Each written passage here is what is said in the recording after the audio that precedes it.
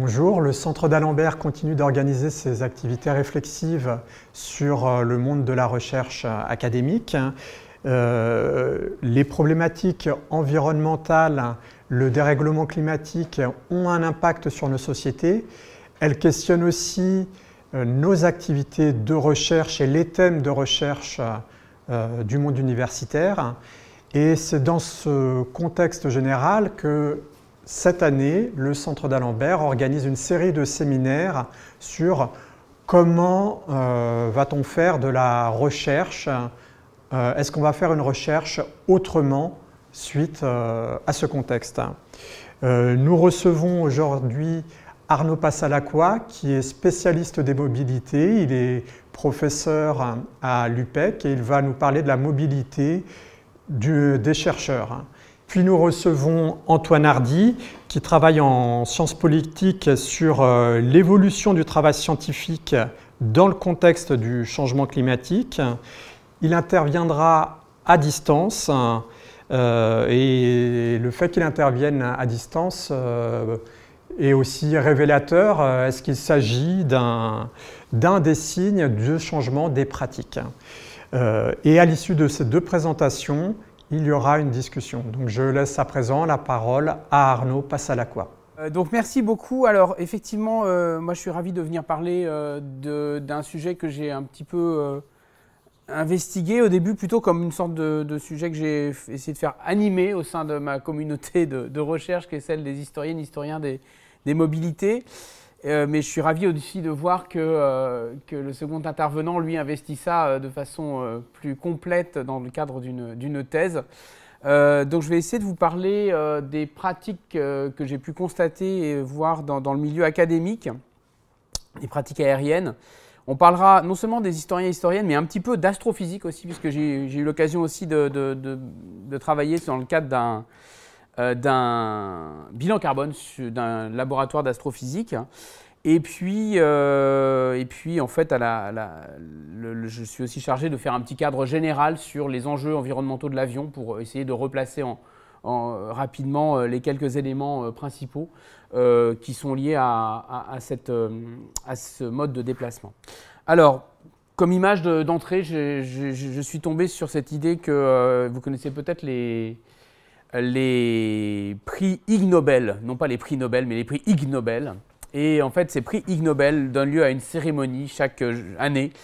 Et dans le cadre de cette cérémonie, je n'ai pas exactement trouvé pourquoi, mais il y a un lancer traditionnel d'avions en papier qui est fait par des gens qui sont tous des scientifiques, si tout le monde voit bien mon image, mais qui jouent avec ces avions. Et donc il y a là une sorte de mise en abîme qui me paraissait intéressante, mais qui mériterait d'être creusée par un peu de terrain. Alors, du coup, on va voir en trois parties en fait pourquoi enquêter sur l'avion, c'est-à-dire en fait revenir un petit peu rapidement sur les enjeux environnementaux et sociaux de l'aérien. Après, comment enquêter sur l'avion dans les milieux académiques, alors avec les deux enquêtes modestes que j'ai faites. Et puis quelques résultats qui sont aussi bien quanti que quali, avec quelques idées de comment on peut avancer après au vu de ces enjeux sur une science différente. Alors, pourquoi enquêter sur l'avion? Eh bien, les enjeux socio-environnementaux sont très lourds. C'est d'abord un problème quasiment d'essor d'un système de transport. Alors, ce n'est pas le système de transport dont on est le plus dépendant, hein, ce n'est pas l'automobile, mais c'est quand même un système de transport extrêmement puissant. Alors, l'idée, c'était de se rappeler que le système aérien, en fait, a connu un essor en exponentiel de l'ordre de 5% par an sur 70 ans, qui, en plus, est assez exceptionnel dans sa capacité à résister à toutes les crises et à revenir après chaque crise, y compris le 11 septembre, hein, qui est peut-être la plus marquante au début des années 2000, mais qui est très vite, en fait, dépassé. Donc là, c'est des chiffres qui s'arrêtent avant le Covid. Hein. Évidemment, le Covid va poser question à tout ça. Donc une pratique qui est la massification pour certains, on reviendra, pas pour tout le monde, et qui est marquée évidemment par un essor double à la fois professionnel, mais aussi beaucoup touristique, puisque du moins jusqu'au Covid, hein, c'était finalement la pratique du tourisme et la première pratique de l'avion à l'échelle mondiale. Il faut voir que dans ces 4 milliards de voyageurs par an, en gros, ce ne sont pas 4 milliards de personnes différentes, mais ce sont bien très souvent les mêmes personnes. Donc on n'est pas sur 4 milliards d'individus différents qui vivent cette expérience du déplacement aérien. Je reviendrai sur ces questions. Je suis désolé, il y a 2-3 diapos un petit peu denses sans images, mais il y en aura d'autres beaucoup plus illustrées. Il faut voir aussi que le monde de l'avion, c'est un monde qui est à la fois privé, mais largement aidé, subventionné, un monde qui est fiscalement très privilégié, et qui est un monde qui échappe à la régulation face au changement climatique, en fait, jusqu'à présent. Donc en 3 temps, le premier, c'est les aides publiques récurrentes. Alors on l'a vu, ça a été très illustré lors du Covid et du plan de relance de 2020, hein, qui a consacré 15 milliards pour l'aérien, contre 8 à l'automobile, 5 au ferroviaire et 200 millions pour le vélo. Donc ça, c'est pour dire l'échelle des ordres de grandeur, hein, des priorités nationales. Et puis, on pourrait aussi les chiffrer. Il y a aussi tout un flux financier très important de subventions locales dans les petits aéroports et aussi aux compagnies à bas coût qui les desservent. Ça, c'était pour les aides publiques. La deuxième partie, c'est la fiscalité, donc qui est extrêmement privilégiée pour les vols internationaux, avec l'absence de taxation sur le kérosène depuis la Convention de Chicago de 1944. Et puis l'exemption de TVA, hein, c'est quand vous prenez l'avion, vous êtes comme quand vous allez faire le duty free après la douane. Vous pouvez acheter du chocolat, mais en fait vous achetez aussi un billet d'avion qui sort de la régulation de TVA. Tous ces 2 éléments sont évidemment très différents pour tous les autres systèmes de transport. Le train, l'automobile payent à la fois des taxes sur les carburants qui sont importantes et des TVA. Et puis le troisième aspect hors du commun de l'avion, c'est qu'il est en dehors des efforts climatiques globaux, que ce soit le protocole de Kyoto ou les accords de Paris. Et finalement, après Paris, l'idée a été de se dire qu'on allait plutôt confier à l'association des compagnies la régulation du secteur, c'est-à-dire en fait l'autorégulation, avec un objectif qui porte essentiellement sur la question de la neutralité carbone, de la croissance attendue, pas de la base des déplacements aériens, mais de ce qui est censé arriver au-delà en croissance. Donc voilà à quoi ressemble ce monde en termes de régulation et d'intervention publique. Il y a un article qui est récemment sorti et qui montre très fortement l'enjeu des inégalités sociales de l'avion. Alors cet article se fonde sur le Royaume-Uni et a coupé la société en déciles de revenus. Et pour chaque décile, regarde quels sont les postes de dépenses d'énergie en gigajoules par adulte dans l'année. Et vous voyez que, en fait, les gens, la base, par exemple, la base bleu-verte, le deuxième poste en bas, c'est le logement. En fait, qu'on soit riche ou pauvre, on dépense à peu près autant en énergie pour son logement. En revanche, le bleu clair qui monte beaucoup, c'est la voiture. Donc là, on dépense beaucoup plus pour la voiture quand on est riche. Et puis, l'avion, en fait, c'est le marron. Alors, l'avion international, c'est le marron et l'avion national, c'est le vert tout petit. Et on voit là que l'avion est le facteur qui, en fait, massivement croît lorsque vos revenus croissent. Et ce qui est très impressionnant pour le 10e décile, c'est que le budget énergétique consacré par le 10e décile à l'avion est plus gros que le budget énergétique consacré par les 2 premiers déciles pour l'ensemble de leurs dépenses dans l'année, pour leur vie en général. Donc on a là un témoignage de l'inégalité. Et cette inégalité, elle n'est pas uniquement fondée sur le revenu, mais en fait, ce que montre aussi cet article, c'est que c'est aussi très largement fondé sur finalement autre chose, qui est que celles et ceux qui dépensent le plus d'énergie, c'est d'abord sur de l'avion qu'ils le font, puisqu'en fait, ils ont fait la même chose en coupant la population en déciles de consommation énergétique, et non plus de revenus. Et vous voyez que le 10e décile consomme beaucoup plus que le 9e décile, et qu'est-ce qui fait qu'il consomme beaucoup plus? C'est l'avion. Donc on a là, en fait, ce phénomène de concentration sur des consommateurs, consommatrices récurrentes, régulières, qui sont toujours les mêmes.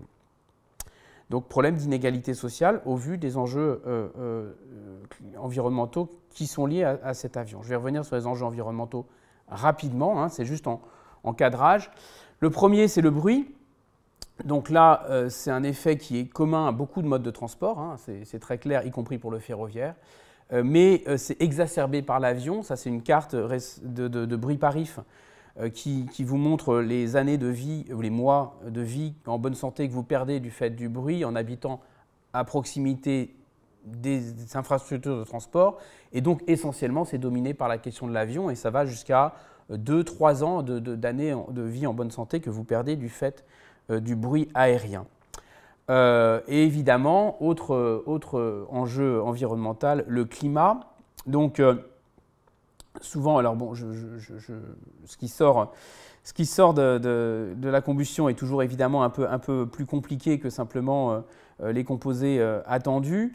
Et ça produit en fait une production de réchauffement qui en fait est beaucoup plus forte que simplement la molécule de CO2 elle-même sortie de l'avion. Ce qui est bien qu'on dit souvent que l'avion va émettre autant de CO2 au kilomètre ou personne kilomètre que la voiture, ce qui est vrai, sauf que en fait, l'avion derrière lui a un potentiel de réchauffement beaucoup plus fort, ce qu'on appelle le forçage radiatif, du fait d'un certain nombre de réactions. Certaines sont réchauffantes et certaines sont refroidissantes, mais malheureusement, l'essentiel sont plutôt réchauffantes. Et donc, on est plutôt sur un facteur 2 à 4 fois plus élevé que l'automobile. Et surtout, en fait, le bon critère est plutôt de regarder les émissions ou la capacité de réchauffement, pas forcément par personne kilomètre, mais par personne heure. C'est-à-dire qu'en 1 heure, en avion, vous faites 900 km, en voiture, vous en faites 100. Et donc, on a, comme le potentiel, donc, on va dire 1 à 10 en termes de rapport d'ordre de grandeur, un potentiel de 2 à 4 fois plus élevé. Donc, vous êtes en fait sur 20 à 40 fois plus de réchauffement dans les pratiques. Donc, une voiture, hein, je rappelle, c'est 12 000 km par an. L'avion, vous pouvez faire vos 12 000 km en un aller-retour transatlantique, donc en quelques heures. Le problème, c'est ça, c'est que l'empreinte carbone individuelle, donc on sait tous que c'est autour de 2 tonnes hein, qu'il faudrait tomber pour être dans les normes. Eh bien, quand vous faites un vol Francfort-Dubaï aller-retour, vous êtes déjà à 2 tonnes 9 en prenant en compte le forçage radiatif. Donc, ça veut dire que tout de suite, dès que vous prenez l'avion, vous entrez dans les ordres de grandeur de votre empreinte carbone annuelle. Et c'est ça la difficulté. Ce qui n'est pas forcément le cas de l'automobile. Et puis des effets aussi territoriaux, vraiment je fais la liste assez rapide hein, pour juste souligner et rappeler, les emprises aéroportuaires qui sont en fait d'énormes coupures urbaines, des sources de pollution locale, des pôles de concentration, de spécialisation qui peuvent s'avérer être assez fragiles en fait. Hein. On voit Toulouse, on voit aussi des fragilités qui peuvent apparaître dès qu'il y a une tension sur les enjeux de logistique, etc. Et puis qui sont aussi, d'un point de vue de la planification urbaine, des attracteurs, des concentrateurs d'investissement, avec des investissements dont on peut penser qu'ils ne sont pas forcément toujours justifiés, comme le Charles de Gaulle Express. Et puis pour finir sur le panorama de ce monde de l'aérien, c'est face à tout ça, quelles solutions sont envisagées?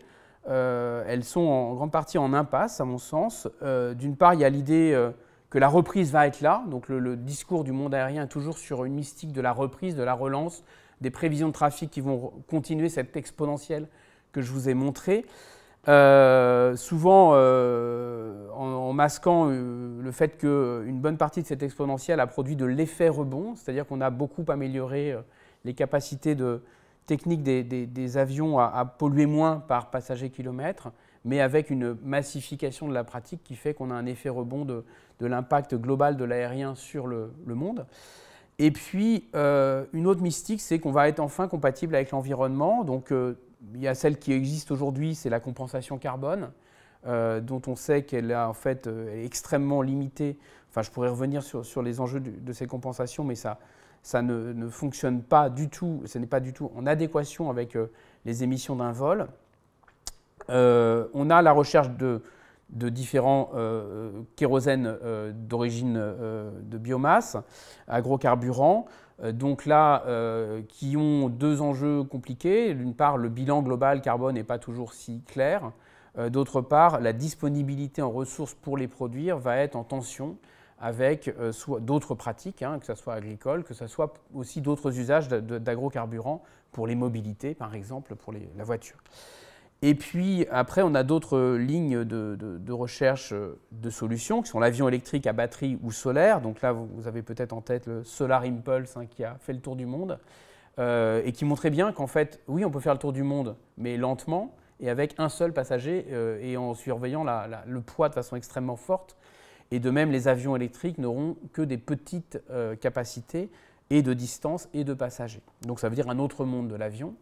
Et puis l'avion à hydrogène, alors là, l'hydrogène étant la ligne d'espoir de toutes les mobilités, on voit que ça entretient une mystique peut-être de la pureté et de l'eau, quelque part, dont on sait que, d'une part, elle n'est pas pour demain. À l'échelle du climat, il faut agir avant que ça puisse arriver, si jamais ça arrive.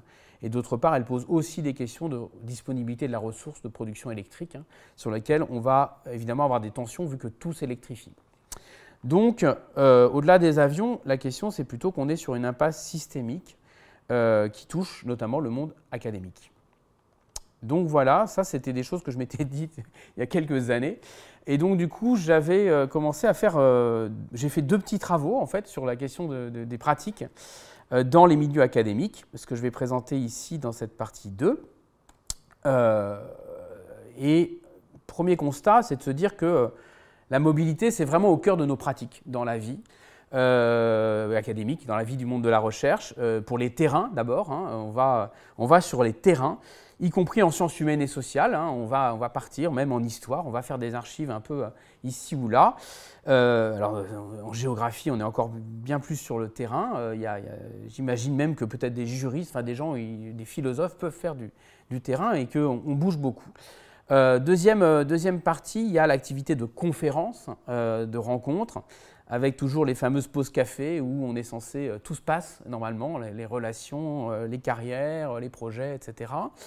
Et puis il y a une dimension carrière justement, avec, alors c'est de longue haleine que le monde académique est un monde où on bouge à l'échelle européenne. C'était le cas par exemple, si on remonte à l'époque des Lumières, on a beaucoup bougé pour aller voir les uns les autres, il y avait beaucoup d'échanges épistolaires, etc. Donc il y a de la mobilité, avant même l'avion, avant même le train. Mais peut-être qu'aujourd'hui, cet impératif, mais je ne suis pas un expert des carrières, mais on a le sentiment qu'il peut être de plus en plus fort du fait peut-être de cette vision de la recherche comme une compétition. Compétition individuelle de soi-même face peut-être aux autres pour avoir des postes, et puis après des institutions elles-mêmes, les unes contre les autres, qui produiraient de la mobilité. Cette mobilité, quand on regarde comment elle est pratiquée, donc on est un véritable habitus, une pratique récurrente, commune, ancrée dans chacun d'entre nous, qui est un peu le reflet de notre liberté. C'est ça aussi, c'est qu'on a cette liberté de penser, de s'exprimer, etc., et donc de bouger. Derrière ça, il y a de façon très récurrente l'avion, qui est en fait très peu explicité. Dans le milieu de la recherche, on dit oui, je vais aller ici ou là à telle conférence, etc. Et finalement, on parle très très peu de comment on y va, et je trouve qu'il y a une sorte de tabou, ou peut-être de moins en moins, mais en tout cas, il y a eu très longtemps une sorte de tabou autour de la question de l'avion comme le support normal, banalisé de ces mobilités. En tout cas, moi, je peux témoigner à l'inverse, que quand on dit qu'on y va en train ou en bateau, on étonne. Donc, ça veut dire que l'avion est complètement en fait, intégré. Ce monde académique en fait vient exacerber une pratique de l'avion dont j'ai essayé de vous montrer qu'elle était, avec les chiffres anglais, vous voyez que ce n'est pas que l'argent qui est le premier moteur d'explication de comment on pratique l'avion, mais c'est d'abord le diplôme. Ça, c'était des études qui avaient été faites avant le Covid. Donc le milieu académique étant le milieu qui produit les diplômes, mais c'est normal qu'ils se retrouvent dans les avions. On a l'idée que c'est concentré sur quelques individus très consommateurs, donc l'ensemble en fait, du monde de la recherche peut être considéré comme ces individus. Et puis ça rattache, nous, enseignants-chercheurs, de ce que pratiquent les cadres du privé, finalement, de haut niveau. Et ça, c'est quelque chose qui était revenu aussi dans les débats, discussions que j'avais eus au sein de ma communauté, qui en fait, c'est une compensation de nos faibles salaires, pour le dire comme ça. C'est-à-dire qu'on a cette liberté d'aller ici ou là comme on veut, à défaut d'avoir des revenus très importants. Alors, quand on parle de ces pratiques aériennes, en revanche, les approches qu'on y trouve dans le monde de la recherche, enfin dans le monde, non pas de la recherche en tant que recherche, mais recherche en tant que pratique, comment ça se pratique, on en parle de façon scientifique en disant oui, je vais aller à telle conférence, tel terrain, ça paraît pertinent d'aller comparer avec tel pays, etc. et de faire un déplacement là-bas, un séjour de recherche. Il y a une approche aussi qui est à mon avis très importante sur les budgets, les marchés publics, administratifs, les ordres de mission, etc., qui est quelque chose qu'il faut investiguer. Il y a une approche en termes de carrière, en disant oui, ça peut être intéressant d'aller ici ou là pour essayer d'avoir le postdoc là, pour aller avoir le poste ici ou là. Mais en revanche, on n'a pas encore beaucoup d'approches environnementales, au sens, enfin c'est pas du tout, c'est plutôt exceptionnel d'avoir des institutions, en tout cas moi ce que je vois dans mon milieu, qui associent aux missions une empreinte carbone par exemple, quelque chose comme ça. Alors, c'est pour ça que je vais parler de deux expériences d'enquête que j'ai pu faire. La première concerne en fait les historiennes des transports et mobilités. En fait, c'est la communauté à laquelle j'appartiens principalement. Et la deuxième, c'est en tant qu'enseignant, j'ai encadré un bilan carbone d'un labo d'astrophysiciens. Donc, on va avoir deux approches qui sont très différentes. La première, c'est vraiment une démarche spontanée que j'ai menée pour essayer de dire au sein de notre communauté, qu'est-ce qu'on a, quelle place on réserve à l'avion. Et je l'ai fait, donc ça a été publié dans un article en 21. J'ai fait une enquête que je vais présenter rapidement lors d'une conférence annuelle de notre communauté en 2019. Donc juste avant le Covid, c'était par hasard juste avant le Covid, mais c'était juste avant le Covid. Alors que pour le labo, c'est plutôt le labo qui est venu chercher le master que je pilotais sur les énergies, des petits groupes d'informaticiens du labo qui se sont dit il faut qu'on avance sur notre bilan carbone. Et du coup, on a monté un bilan carbone qui n'était pas directement sur l'avion, mais qui a évidemment fait ressortir l'avion de façon massive. Alors, pour ce qui est des historiens et historiennes des mobilités, donc il y a eu une conférence annuelle qui a lieu, il se trouve qu'elle avait lieu à Paris en 2019. Donc vous voyez ici les 2 des 4 visites proposées, les visites, donc il y en avait une au Salon du Bourget, enfin pas au Salon, au Musée du Bourget, excusez-moi. Et l'autre aux Arts et Métiers avec Clément Adair. Donc vous voyez, on avait 2 visites qui étaient orientées notamment sur les questions aériennes. Il s'agit d'une conférence qui a regroupé 127 participants, participantes. Et moi, j'ai envoyé avant des questionnaires aux gens qui venaient sur leur pratique de l'avion dans l'année 2019. Donc c'était en octobre et du coup, j'ai un peu extrapolé sur les 2 derniers mois pour avoir quelque chose sur l'année. J'ai eu 76 réponses, ce qui correspondait à 569 vols que j'ai traduit en CO2 via le module, non pas de l'ADEME, mais plutôt un module britannique. Mais enfin, c'est similaire. Le tout a été anonymisé, mais en fait, dans les données, bon, je peux identifier en fait chaque collègue, je pense, mais ce n'est pas très grave. Et il y a un certain nombre de biais, de gens qui n'ont pas répondu, évidemment des étonnements, incompréhensions. Mais j'ai déjà une base qui n'est pas complètement négligeable d'un point de vue quantitatif. Donc on a rendu compte de l'enquête auprès de la communauté et je dois avouer que c'est la session de conférence à laquelle j'ai participé qui s'est le plus mal passé de ma vie, je pense. Ça a été assez tendu, avec des débats assez vifs et qui impliquaient les gens de façon assez personnelle. On voyait qu'on touchait à quelque chose d'assez compliqué. Alors moi, à la fois j'étais content, c'était l'occasion d'ouvrir la parole, c'était le but. Mais beaucoup de gens, il y a un certain nombre de personnes qui l'ont pris pour elles-mêmes comme des accusations, notamment les collègues venus des États-Unis ou du Canada, qui avaient pris l'avion par définition. Enfin, il était difficile, même si certains avaient dit qu'ils allaient chercher une alternative en bateau, etc. Mais c'était évidemment très compliqué. Et puis, je pense qu'il y a aussi des tensions liées tout simplement au fait que parmi les historiens et historiennes des transports, il y en a certains qui sont quand même assez fans de leurs objets et que certains, évidemment, étaient fans de l'avion, et que c'est peut-être ça aussi le moteur qui font qu'ils sont devenus historiens et historiennes. En tout cas, ça a été une session assez réussie au sens où elle était très vive. Alors, voilà le cadre de l'enquête. Je vais maintenant donner les résultats avant de, évidemment, laisser la parole au débat. Alors, les résultats, je vais d'abord commencer par des résultats quantitatifs sur les astrophysiciens. Donc ça, c'est vraiment tiré du bilan carbone qu'on a pu faire.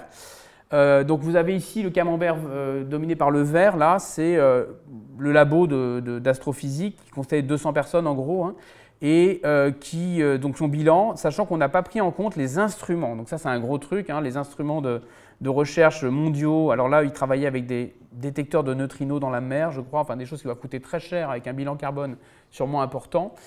Mais ça, on n'a pas pris en compte parce que c'était hors de nos forces, en fait, hein, parce que c'est des projets internationaux, c'est assez compliqué. Donc on n'a pris en compte que ce qui finalement était directement en proximité dans la vie du labo. Et vous voyez que le vert, c'est les déplacements, donc aussi bien mission que domicile-travail.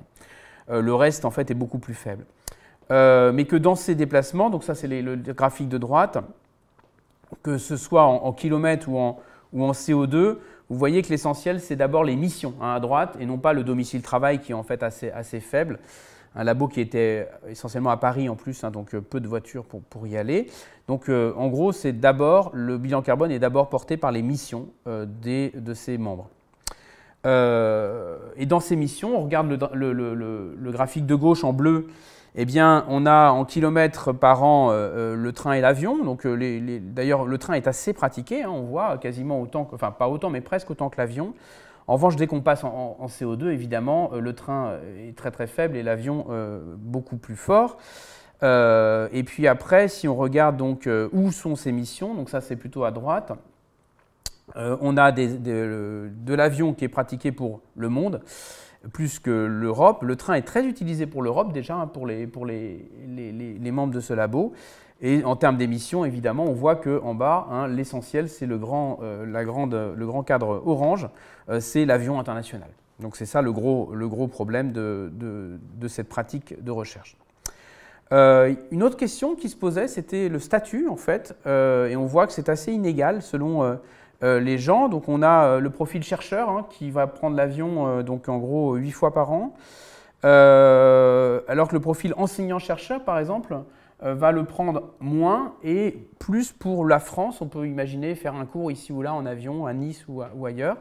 Donc on a des pratiques sûrement variées aussi, hein. C'est juste une toute première approche en fonction des profils des membres du laboratoire. Ça, c'était vraiment pour une première approche très purement quantitative tirée d'un bilan carbone. L'enquête que j'ai faite sur les historiennes et historiens est beaucoup plus fine. D'une part, elle montrait que l'avion est une pratique très standardisée. Il y avait donc presque 80% des personnes qui ont répondu qui avaient pris l'avion dans l'année. Alors que je rappelle qu'en France, il y a 62% des gens qui ne prennent pas l'avion dans une année. Donc on est vraiment dans une population très exceptionnelle. Et puis, les gens ayant pris l'avion, ils avaient fait en moyenne 12 vols par an, sachant qu'un vol est égal à une correspondance. Enfin, quand vous faites une correspondance, pour moi, c'est 2 vols, hein, parce que ce qui compte, c'est l'impact du décollage et de l'atterrissage. Donc, vous faites une correspondance, ça fait 2 vols.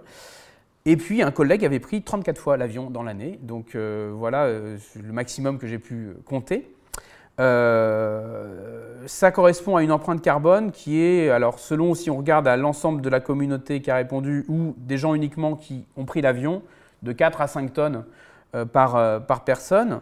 Donc sachant que nos empreintes globales sont de 10-11 tonnes en France ou dans les pays voisins. Donc tout de suite, on est dans l'ordre de grandeur de votre empreinte de l'année. Et puis, c'est essentiellement du vol long courrier en termes de problématiques, puisque il y a 55% de vols court courrier, mais ça fait que 20% du CO2. Ce qui est le plus important, c'est 61% du CO2, c'est le long courrier. Quel facteur pour expliquer ces pratiques? Alors, il y avait la question de localisation. Où est-ce que vous habitez? Alors, mon échantillon est un peu petit à l'échelle mondiale, de 76 personnes, pour avoir vraiment quelque chose. Puis, il y avait une surpopulation européenne. Simplement, ce que je peux noter d'un point de vue géographique, c'est que tous les Britanniques m'ont répondu. Il y avait un très fort intérêt des Britanniques pour la question, bien plus que des Français, des Allemands, etc., qu'on peut peut-être relayer à l'insularité du pays et au fait que aussi, quand vous prenez un avion dans le monde, la population la plus représentée, c'est les Britanniques, quel que soit. C'est la population qui est le plus représentée dans tous les vols mondiaux.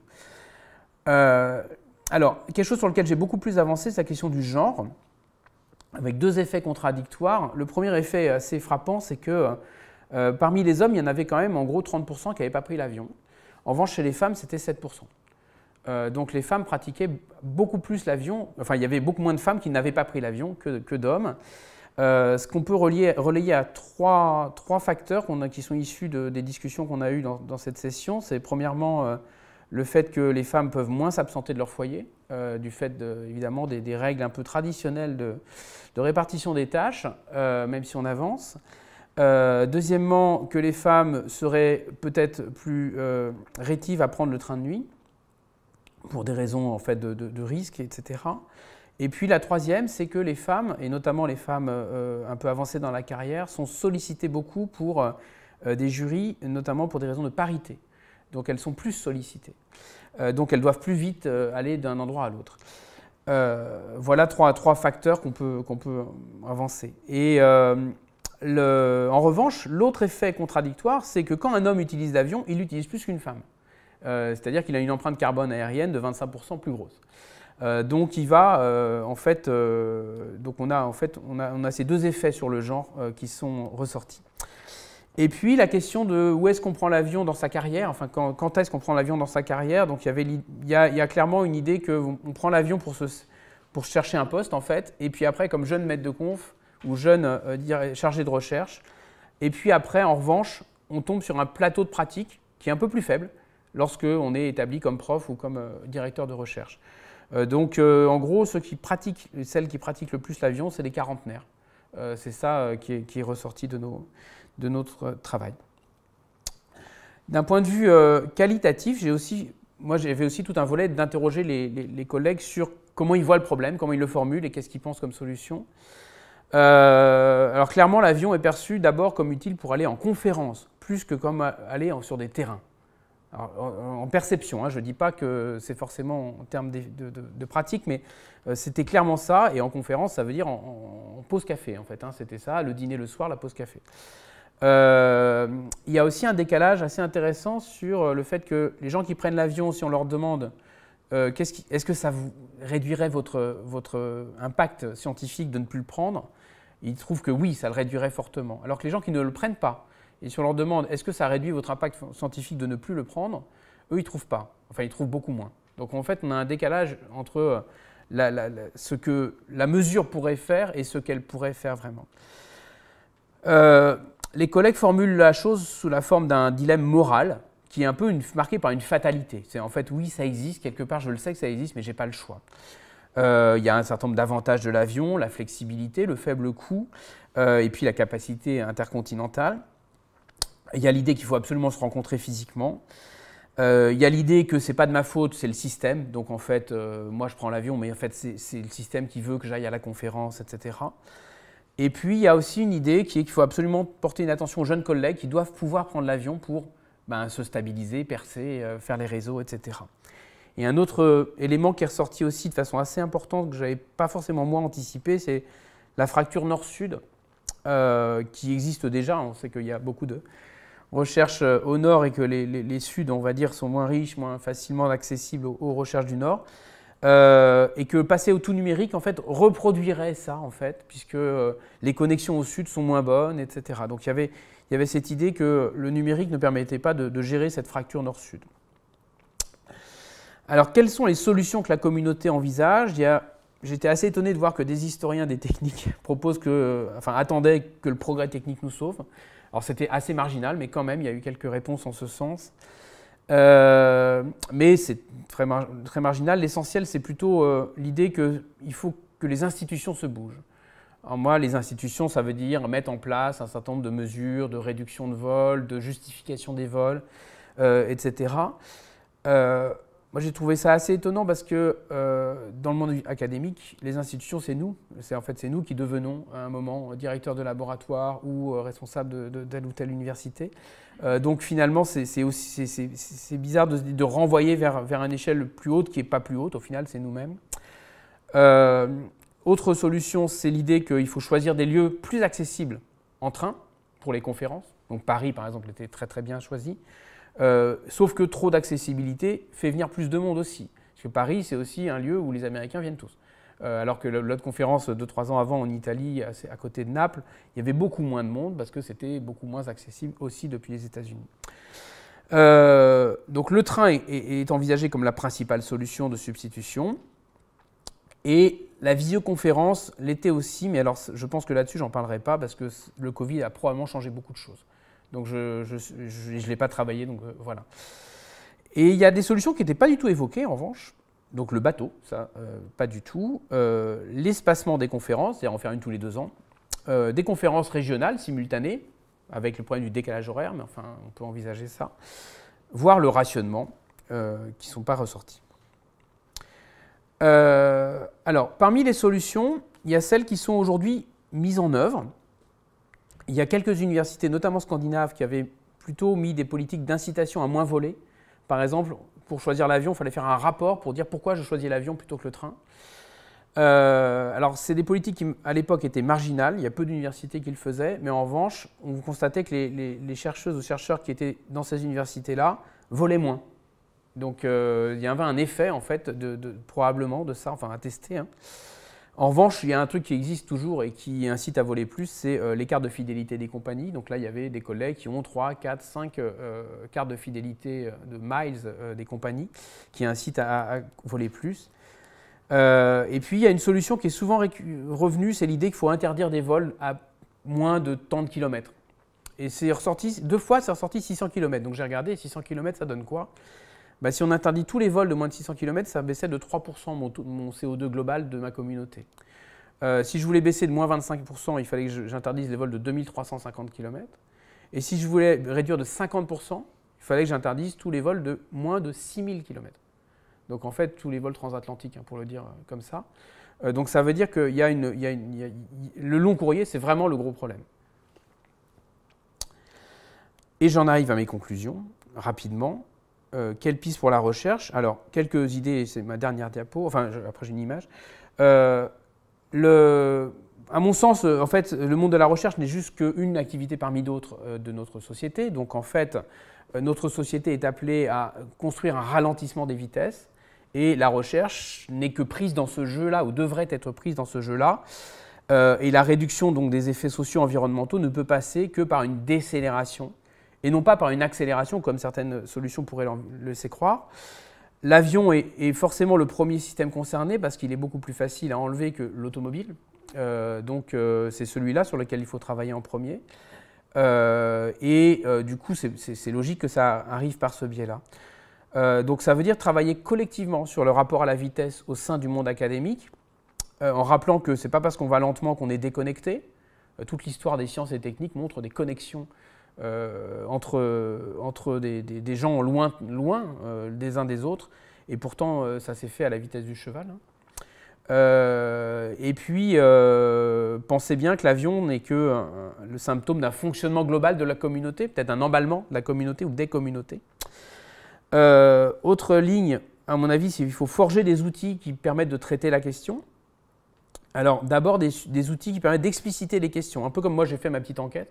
C'est-à-dire, je pense que tout le monde sait que l'avion a des enjeux environnementaux, mais personne ne veut le regarder en face, ou pas beaucoup. Et donc, il faut essayer d'avoir des outils qui permettent de mettre des mots là-dessus, de le donner comme sujet de discussion. Après, il y a une question de gestion des vols, même au sein des labos, en fait, la question des ordres de mission, la question du fait que les budgets, un chercheur peut avoir des budgets dans différentes structures, etc. Donc, on ne sait pas très bien quelles sont les pratiques. Avoir des outils capables de proposer des solutions différentes, notamment le train, dans le cadre des marchés publics.